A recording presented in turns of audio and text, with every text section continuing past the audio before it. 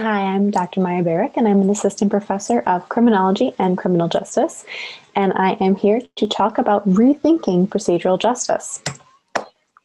So a lot of my research focuses on immigration court, and I've been spending the last several years thinking about the court.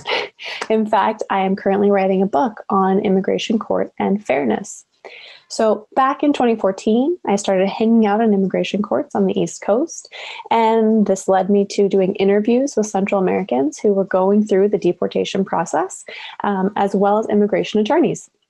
What I wanted to know was whether or not these two groups thought that immigration court was fair.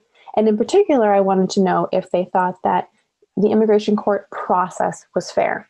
There's a lot of research on procedural justice or process fairness that suggests that if individuals think a legal encounter process is fair, they're more likely to think the legal system is legitimate and to comply with that process. So if you get pulled over by the police officer treats you respectfully, listens to you, does not appear biased, gives you a chance to explain what happened, and still gives you a ticket, you're going to be more likely to think that police officer was behaving in a legitimate way, in a fair way, and you're going to be more likely to pay your ticket, right?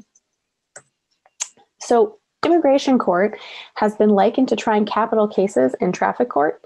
Most immigrants are pro se. That means they're representing themselves. Most of them are relying on interpretation during their hearings. English is not their first language.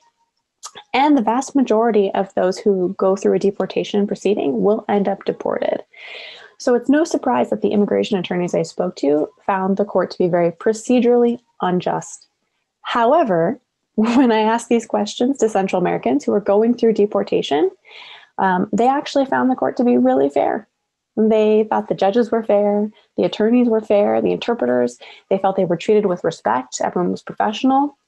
However, they were not willing to comply with the deportation order. So even though they found the process fair and the system legitimate, they were not willing to be deported, right? If they were ordered deported, they weren't going to go. And if they were forced to go, they were going to try to come back legally.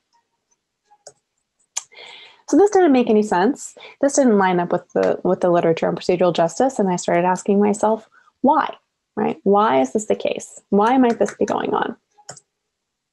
Well, here's a picture of my daughter. She was born back in 2018. Here's a more recent picture. She's very excited about Halloween, as you can see. Why am I showing you a picture of my daughter? What does this have to do with immigration court or process fairness? Well, while I was pregnant, I stumbled across the philosophy, the practice of hypnobirthing.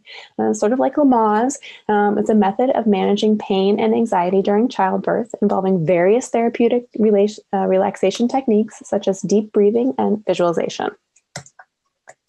The idea behind hypnobirthing is really connected to psychology of pain and pain perception.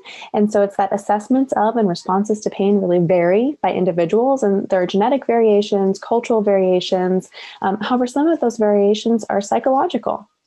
So sometimes these differences in our perceptions of pain are a matter of mindset.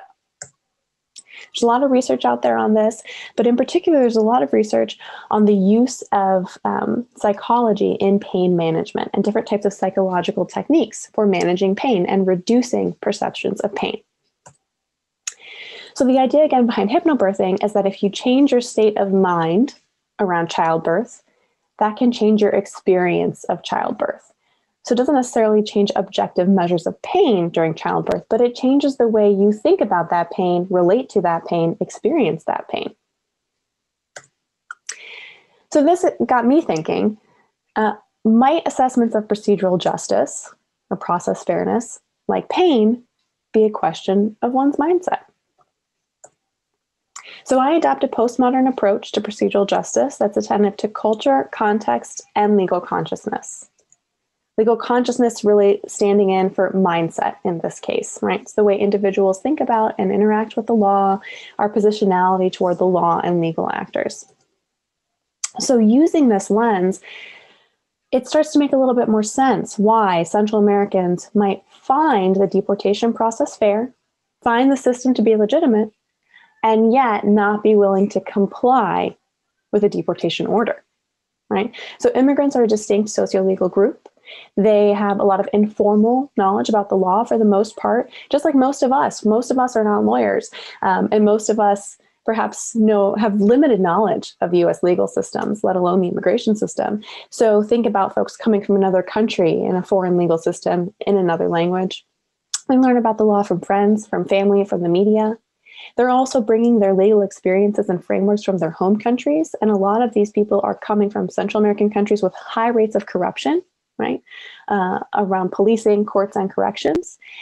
And so not only do they have negative perceptions of the U.S. immigration system, they have negative perceptions and limited expectations of their legal rights based on their experiences in their home countries. So when they come into their deportation hearings, their expectations are low. And then they find that people are treating them respectfully, politely, professionally. At least that is how they perceive it. And so they're really pleased with this.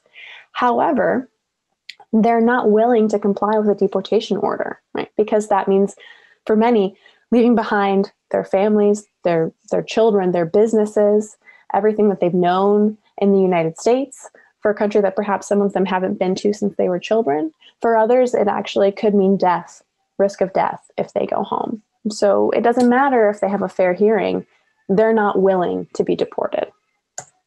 What are the key takeaways here? Procedural justice is not one size fits all, right? And the things that we should keep in mind when we're thinking about fairness and the law are what legal experiences, frameworks, and knowledge individuals bring with them to their legal encounters, and in turn, how this might impact fairness evaluations, perceptions of legitimacy, and compliance with the law. Thank you.